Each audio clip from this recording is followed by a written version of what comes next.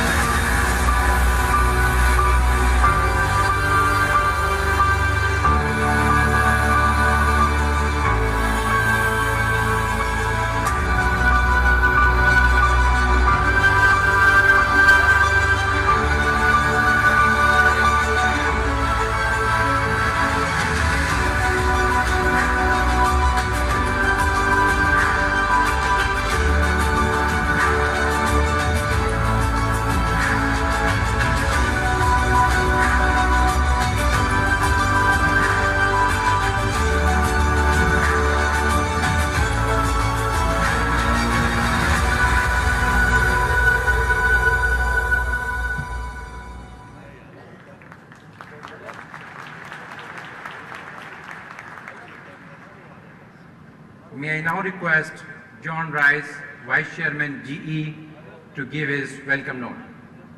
John, please.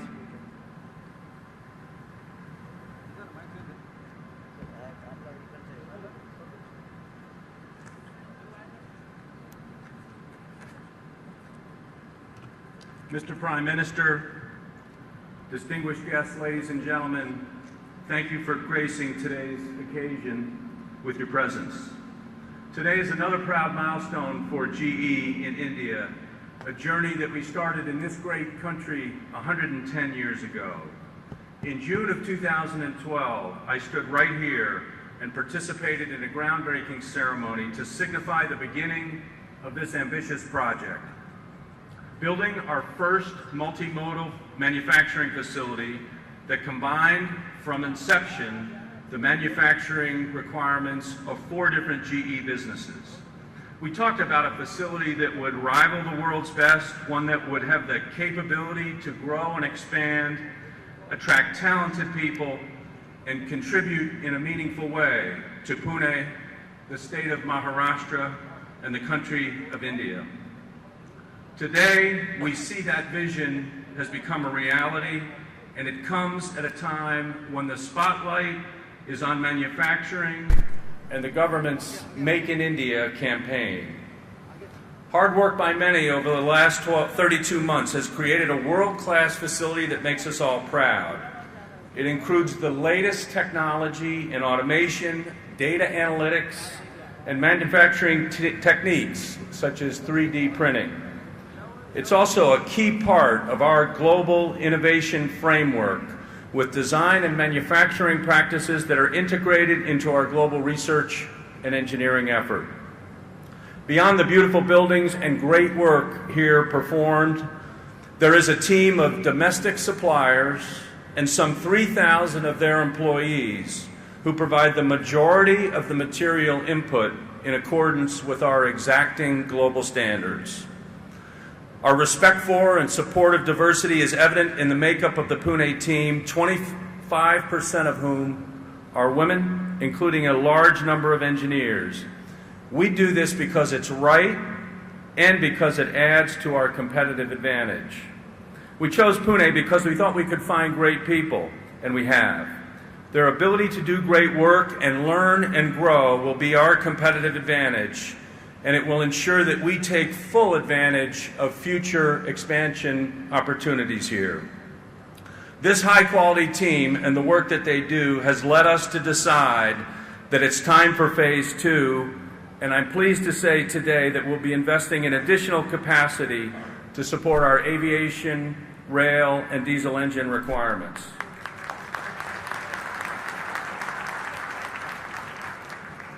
Across India, our 13,000 employees, 40% of whom are in technical positions, are partnering with some of India's leading companies and working hard every day to address critical infrastructure needs here and for the rest of the world. We innovate in healthcare, in aviation, rail, and energy with products and partnerships across India to find affordable local solutions that meet the needs of the people of India and the global community. Mr. Prime Minister, we're thankful to the Government of India, the State of Maharashtra, for the support that we've received. I'm proud of Benmali Agrawala and the GE team for their leadership and hard work that made today possible. And I'd also like to acknowledge our partners and suppliers who work to meet our standards and exceed our expectations. Thank all of you for being part of this day as we celebrate accomplishments and new possibilities for GE in this great country. Thank you.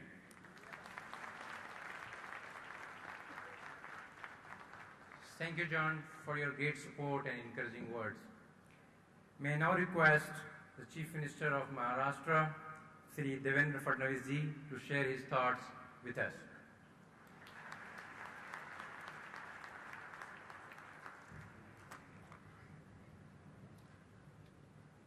आदरणीय प्रधानमंत्री जी, हमारे राज्यपाल श्री विद्यासागर राव जी, श्री प्रकाश जावड़ेकर जी, Shri Subhash Desai ji, GE के vice chairman Shri John Rice, his excellency ambassador Shri Richard Verma ji, Shri Banmali Agrawal ji, हमारे member of parliament Shri Adhalrao Patil ji, यहाँ उपस्थित सभी महानुभाव मित्रों,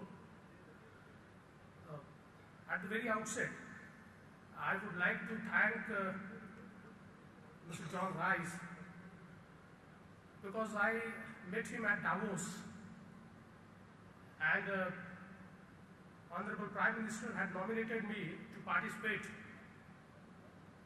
in the World Economic Forum. While interacting with Mr. Rice,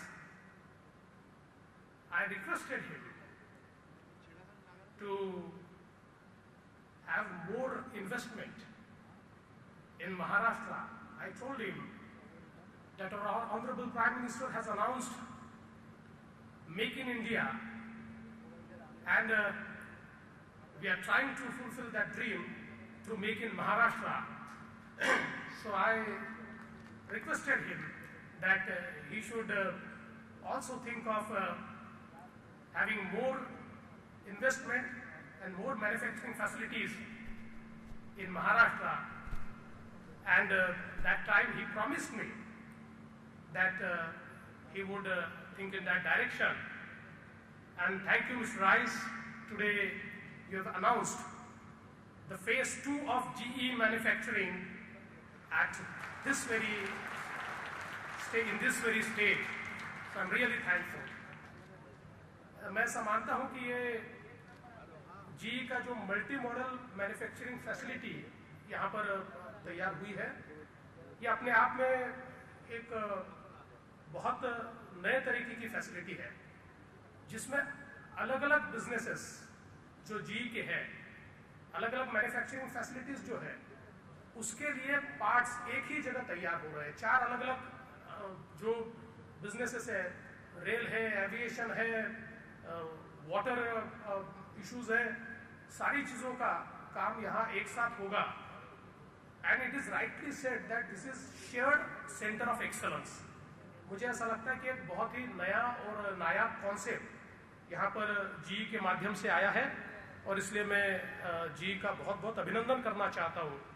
आदरणीय प्रधानमंत्री जी को मैं केवल इतना ही यहाँ पर कहना चाहता हूँ कि आपने मेक इन इंडिया का नारा दिया, और उसके चलते आपने ये कहा कि ईज इन डूइंग बिजनेस होना चाहिए। और सर, हमने वही प्रयास शुरू किया है। हमने परमिशन की रेजिम को नीचे लाने की कोशिश की है, और लगातार हम परमिशंस घटा रहे हैं।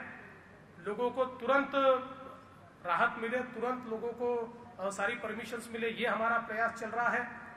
यहाँ पर मैं आपको केवल कहना चाहता हूँ कि सीएट कंपनी जो एक नागपुर में फैसिलिटी लगाना चाहती थी, वो हमसे मिलने के लिए आई, और हमारे अधिकारियों ने उसी दिन सीएट को लेटर ऑफ इंटेंट दिया, उनको जमीन दी, और ठीक 1 महीने में 1600 करोड़ के उनके काम का भूमि पूजन करने के लिए हमारे उद्योग मंत्री देसाई जी और मैं वहां पर गए।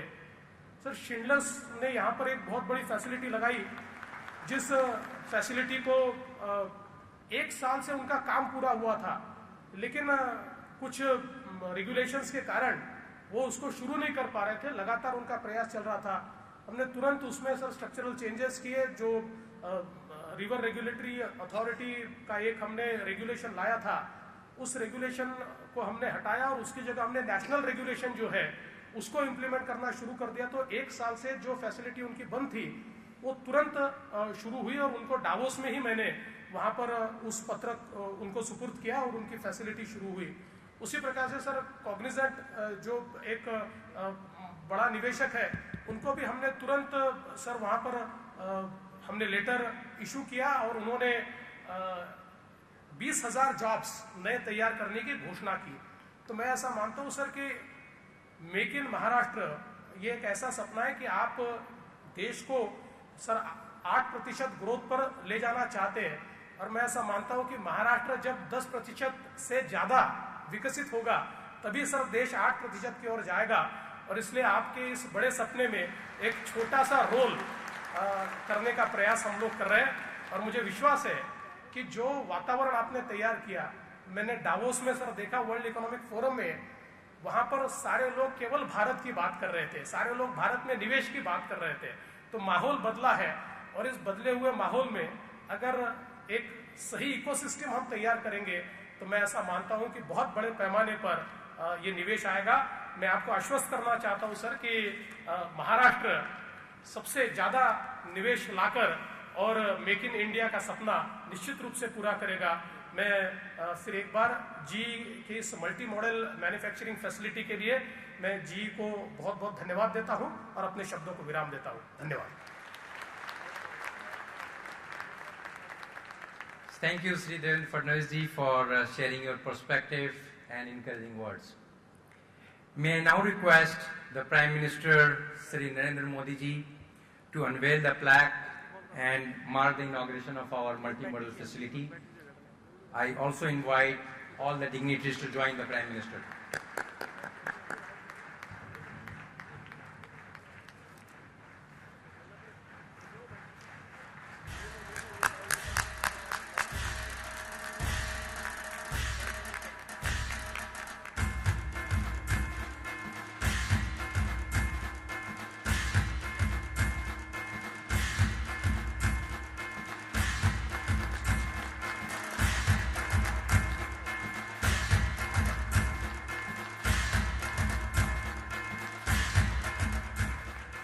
We are indeed honored to have the august presence of our Prime Minister, Sri Narendra Modi ji, and we are eagerly waiting to hear his thoughts.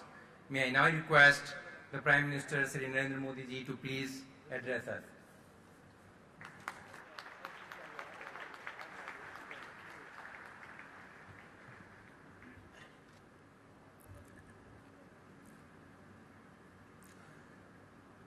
Maharashtra के राज्यपाल श्रीमान विद्यासागर राव,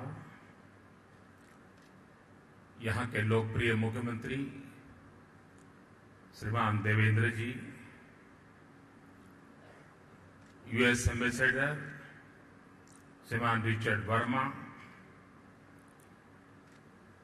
केंद्र में मंत्रिपरिषद के मेरे साथी श्री प्रकाश जावड़ेकर जी, राज्य सरकार में मंत्री श्रीमान सुभाष देसाई जी,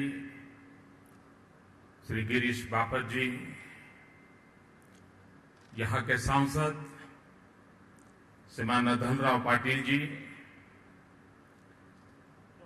और ग्लोबल जी के vice chairman, president and CEO Shri John ji Rice ji, South Asia के president and CEO Shri Banmali Agrawal ji, उपस्थित सभी महानुभाव, उन्होंने आग्रह किया था कि पुणे में हमारा यूनिट का एक्सपांशन हुआ है, आप आइए। आज वैसे भी मेरा महाराष्ट्र आना था, तो मैंने कहा ठीक है मैं आता हूं, मैं देखना चाहता हूं। मैंने आज state of art facility manufacturing sector में कैसी हो सकती है,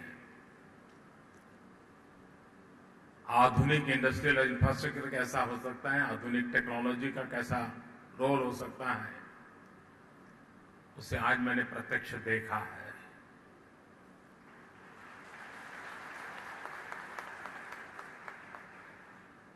मैं जी को बहुत बहुत बधाई देता हूं। उन्होंने अमेरिका के बाद भारत में यह सबसे बड़ा प्रोजेक्ट प्रारंभ किया है और आज उन्होंने और अधिक आगे बढ़ने की घोषणा भी की है। मेक इन इंडिया के हमारे मिशन में आपकी ये घोषणा अवश्य एक नई ताकत के रूप में उभरेगी। मैं आपको बहुत बहुत बधाई देता हूं और मैं आपको विश्वास दिलाता हूं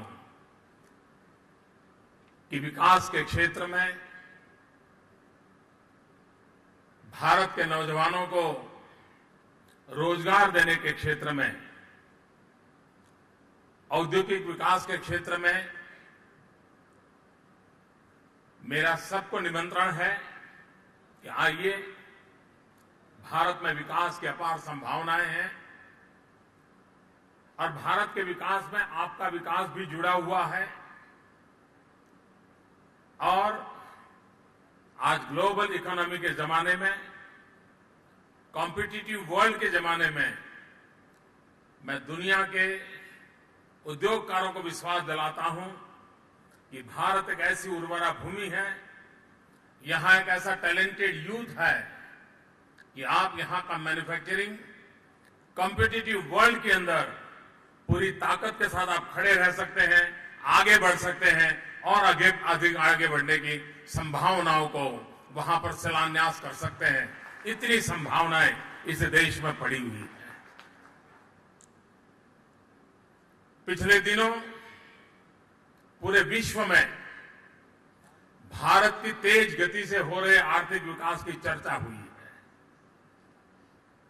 हम लंबे अरसे से सुनते थे कि 21वीं सदी एशिया की सदी, लेकिन बाद में सुई हिंदुस्तान तक पहुंचती नहीं थी, कहीं न कहीं इधर उधर अटक जाती थी। लेकिन पिछले कुछ महीनों में एक के बाद एक जो निर्णय हुए हैं, जो इनिशिएटिव लिए गए हैं, जिस क्लैरिटी के साथ, विजन के साथ हम आगे बढ़ रहे हैं, आज दुनिया जो 21वीं सदी एशिया की सदी सोच रहा है, अब उनकी सुई हिंदुस्तान की तरफ मोड़ चुकी है और मुझे विश्वास है 21वीं सदी एशिया की सदी हो, उसमें भारत की अहम भूमिका होगी, ये मैं साफ देख रहा हूं। मैन्युफैक्चरिंग सेक्टर में हम और अधिक आगे बढ़ना चाहते हैं। अभी अभी भारत की जीडीपी के जो फिगर्स आए हैं 7.4% और दुनिया के गणमान्य आर्थिक जगत के लोगों ने लिखा है कि आज विश्व में सबसे तेज गति से आगे बढ़ने वाली इकोनॉमी है तो वो इकोनॉमी हिंदुस्तान की है।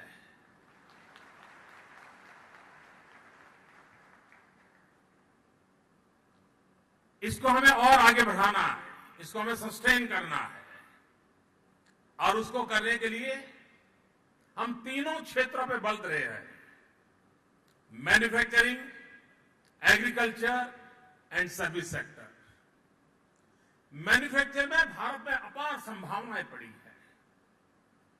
हमारे पास डेमोग्राफिक डिविडेंड है, 65% पॉपुलेशन 35 से नीचे की एक ग्रुप की है। जिस देश के पास इतना युवा धन हो, वो देश हिंदुस्तान को धनवान बनाने में कभी भी पीछे नहीं रह सकता है। ये ताकत हिंदुस्तान के युवा धन में है।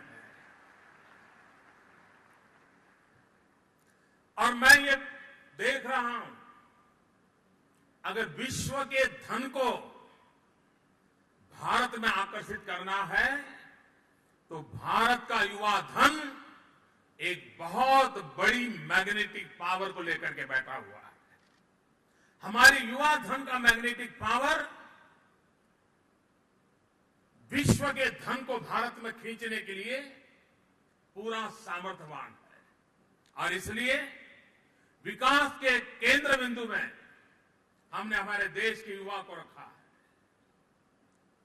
जॉब क्रिएशन हो, जॉब क्रिएशन के लिए ह्यूमन रिसोर्स डेवलपमेंट हो, ह्यूमन रिसोर्स डेवलपमेंट में स्किल डेवलपमेंट पे बल दिया जाए और स्किल डेवलपमेंट के लिए एक अलग सरकार में मंत्रालय बनाया पहली बार, जो पूरी तरह भारत की युवा शक्ति के स्किल डेवलपमेंट पे बल देगा। और मैं मानता हूं भारत का स्किल मैन पावर पूरे विश्व को आकर्षित करने की भी एक बहुत बड़ी ताकत रख सकता है। हमारे पास टैलेंट है और मैं मानता हूं कि भारत के नौजवानों के पास वो टैलेंट है जो दुनिया की टेक्नोलॉजी को आकर्षित करने की ताकत रखती है। दुनिया इस बात को जानकर के हैरान हो गया। एक हॉलीवुड की फिल्म बनाने में जितना खर्चा लगता है, उससे कम खर्चे में हिंदुस्तान के युवा टैलेंट ने मार्स ऑर्बिट पर हमारा मंगलयान भेजा। हॉलीवुड फिल्म से भी कम खर्चे में। दुनिया ये जानकर के हैरान हो गई और ये हमारे टैलेंट के नतीजे हैं। इस टैलेंट के आधार पर हम विश्व को इस टैलेंट और उनकी टेक्नोलॉजी, इन दोनों का मिलन हो जाए तो विन विन सिचुएशन बनेगी और हम नए मिरेकल को प्राप्त कर सकते हैं और उस दिशा में हम बल देना चाहते हैं। कभी कभार शासन के निर्णय जब स्पष्ट होते हैं और दुनिया में कोई भी व्यक्ति भरोसा कर सकता है, प्रिडिक्टेबल हो, तो विश्वास करेगा। हमारी कोशिश रही है कि हमारी व्यवस्थाओं के संबंध में, हमारे कानूनों के संबंध में, हमारी योजनाओं के संबंध में प्रेडिक्टेबिलिटी होनी चाहिए। तब जाकर के कोई भी भरोसा करेगा, हाँ भाई हिंदुस्तान के पास सब है, ये अब सरकार की सुविधाएं हैं, हम पहुंचेंगे। पिछले दिनों में मेक इन इंडिया के तहत काफी कदम उठाए हैं। अभी देवेंद्र जी बता रहे थे, ईज ऑफ डूइंग बिजनेस के लिए अकेले महाराष्ट्र ने जो इनिशिएटिव लिए हैं, हिंदुस्तान के कई राज्यों को वो प्रेरणा देने वाले हैं। एक समय था Maharashtra industrial development corporation MIDC, जो यहां की सरकार की व्यवस्था है, लेकिन ब्यूरोक्रेसी इस प्रकार से वहां छाई हुई थी, सरकारी कानून नियम इस प्रकार से ऊपर कब्जा लेकर के बैठे थे कि सरकारी व्यवस्था में भी किसी को उद्योग लगाना था तो 70-80 परमिशन के लिए 2-2, 4-4 साल तक उसको भटकना पड़ता था। देवेंद्र जी ने आकर के उस परमिशन की प्रक्रिया को 70-80 से कम करके 20-25 पर ला दिया है, और वो मुझे कह रहे थे मैं और कम करने वाला। मैं अभी प्रेसिडेंट ओबामा जब आए थे तो हिंदुस्तान के और अमेरिका के CEO की एक मीटिंग थी, तो उसमें मुझे हॉस्पिटैलिटी इंडस्ट्री की तरफ से उनके एक प्रतिनिधि ने वहां वक्तव्य दिया। उन्होंने कहा साहब हम हिंदुस्तान में आना चाहते हैं, हम नई नई होटल्स करना चाहते हैं, यहां के टूरिज्म को बढ़ावा मिले हम करना चाहते हैं, लेकिन अगर मैं एक होटल बनानी है तो 110 से ज्यादा हमें परमिशन लेनी पड़ती है। 110 से ज्यादा सरकारी दफ्तरों में हमें चक्कर काटने पड़ते हैं। एक परमिशन लेने में अगर 1 महीना लग जाए तो 110 महीने तो हमारे कागज ही घूमते रहते हैं, और तब हमारी कंस्ट्रक्शन कॉस्ट भी अनेक गुना बढ़ जाती है, और तब जाकर हमने जो प्रोजेक्ट नहीं सोचा होता है वायबल नहीं रहता है। कम से कम इसके लिए तो कुछ सोचिए। ये सुनने के बाद मैंने संबंधित लोगों से बात की, और मुझे आज खुशी है कि देवेंद्र जी मुझे बता रहे थे कि हॉस्पिटल इंडस्ट्री के लिए जो 110-120 परमिशन थी उसको कम करके हम 20 पर ले आ रहे हैं। गुड गवर्नेंस ये डेवलपमेंट की गारंटी होता है। ईज ऑफ डूइंग बिजनेस किसी को भी आगे बढ़ने के लिए अवसर देता है, और भारत को नई ऊंचाइयों पर ले जाने के लिए हम उस पर बल देना चाहते हैं। आने वाले दिनों में औद्योगिक विकास में हम नई ऊंचाइयों को पार करें। GE के मित्र, मैं भी पूछ देख रहा था, मैंने उनसे कहा कि हमारे यहां विकास की कल्पना जल, थल और नभ तीनों को लेकर के होती है। हमने कहा आप थल में तो है, नभ में भी है, लेकिन जल में नजर नहीं आ रहे हैं। भारत में शिप बिल्डिंग इंडस्ट्री की बहुत बड़ी संभावनाएं पड़ी है। इतना बड़ा समुद्री तट है, स्टील मैन्युफैक्चरिंग होता है, विपुल मात्रा में स्किल्ड मैन पावर है। अगर हम शिपिंग के इंजन बनाने की दिशा में अगर तेज गति से आगे बढ़ते हैं तो शिप बिल्डिंग की भी संभावनाएं बनती हैं, और हमारे समुद्र तट के सभी राज्यों के नौजवानों को रोजगार की नई ताकत मिलती है। और दूसरा मैंने इनसे कहा है कि आप यहां पर से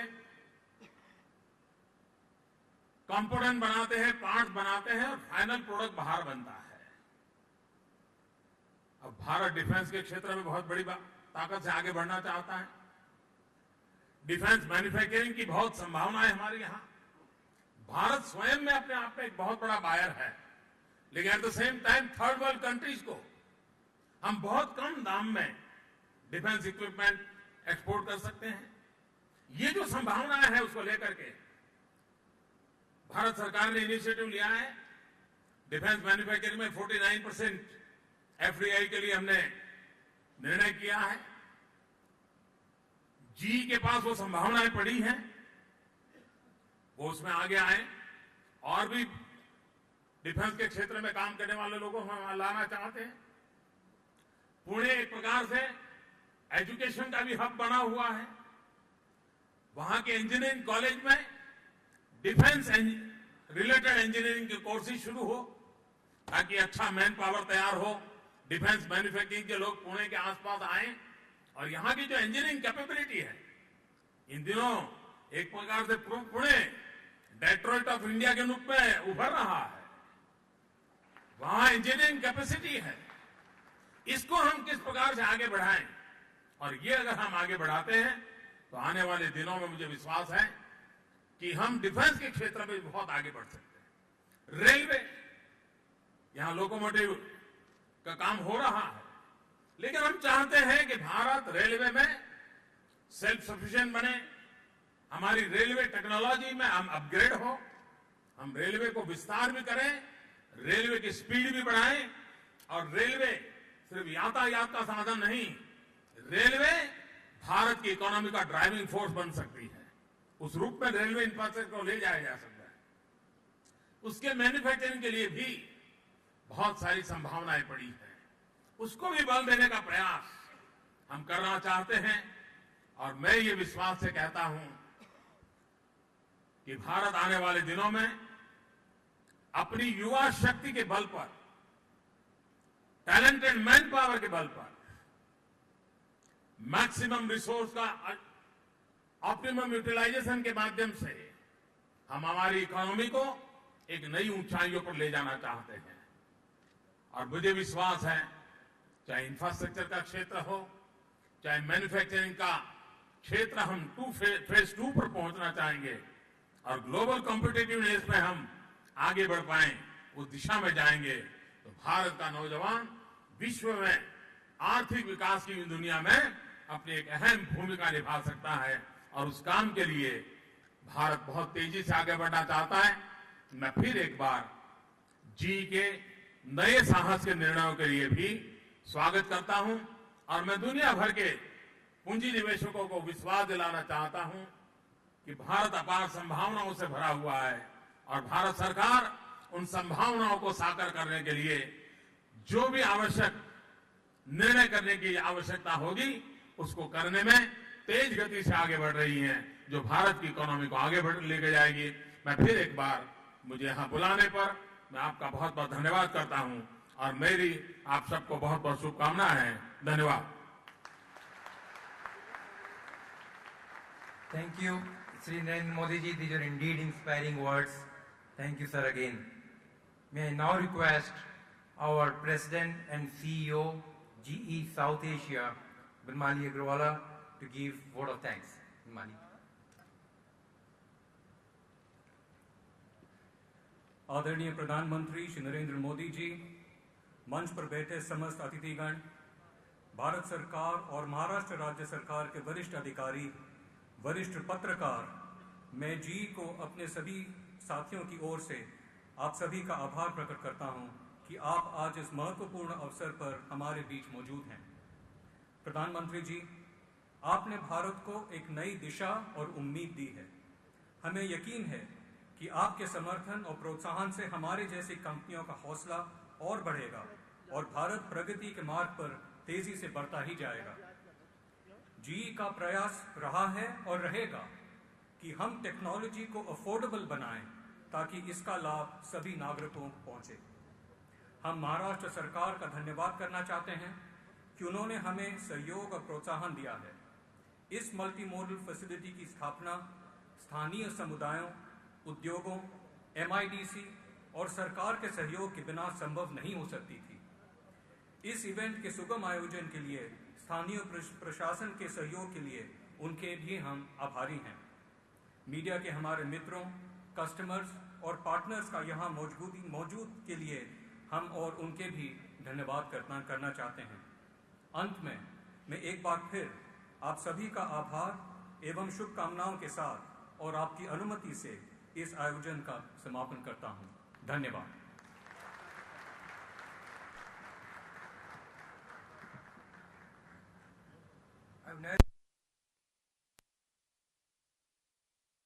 Launch area. Thank you.